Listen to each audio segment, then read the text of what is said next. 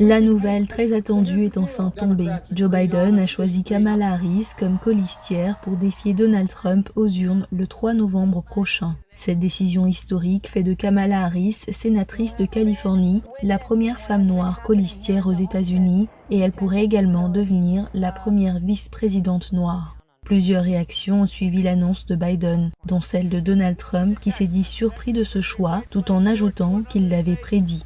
Plus tôt cette semaine, le président faisait également la une des journaux après avoir signé un décret pour aider les Américains à faire face aux conséquences économiques de la pandémie. Ce décret, très critiqué par les détracteurs de Trump, prévoit un gel des charges salariales, une allocation chômage de 400 $ par semaine, des protections pour les locataires menacés d'expulsion et un report du remboursement des prêts étudiants. En attendant de savoir qui de Trump ou de Biden sera le nouveau président des États-Unis, Mike O'Sullivan dresse le profil du président sortant et de son message de réélection au peuple américain. Le récit est fait par John Linden.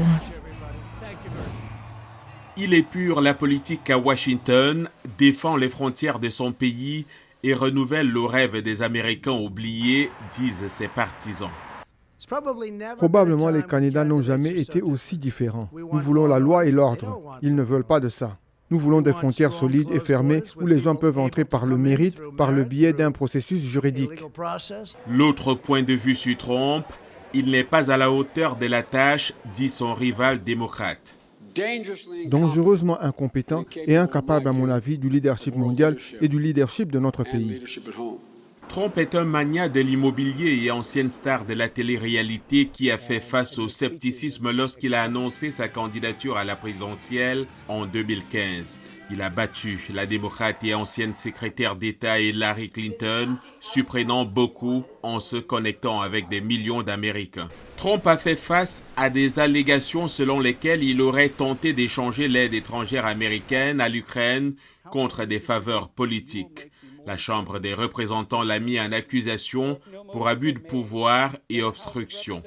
Une chasse aux sorcières, a déclaré Trump, criant vengeance après que le Sénat, dominé par les républicains, l'a quitté. Ensuite, il a fait face à un autre défi. Ce soir, je veux vous parler de la réponse sans précédent de notre pays à l'épidémie de coronavirus. Alors que le nombre de cas de Covid-19 et de décès augmentait en Amérique, Trump baissait dans les sondages.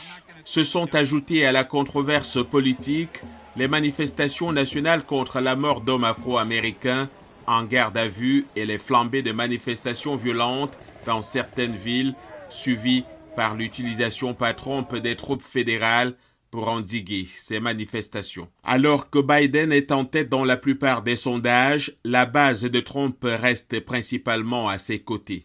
Mais les nouvelles récentes selon lesquelles l'économie américaine a subi sa plus forte baisse jamais enregistrée se sont ajoutées aux problèmes de Trump. Texte où les responsables de la santé publique découragent les rassemblements de masse, il est difficile de susciter sur les réseaux sociaux l'enthousiasme généralement vu dans une campagne politique. Un véritable défi pour Trump à 3 mois seulement de la présidentielle. Après s'être intéressé au profil de Donald Trump, nous verrons la semaine prochaine celui de Joe Biden qui sera officiellement désigné comme candidat démocrate à la présidentielle à l'issue de la convention virtuelle qui se tiendra du 17 au 20 août.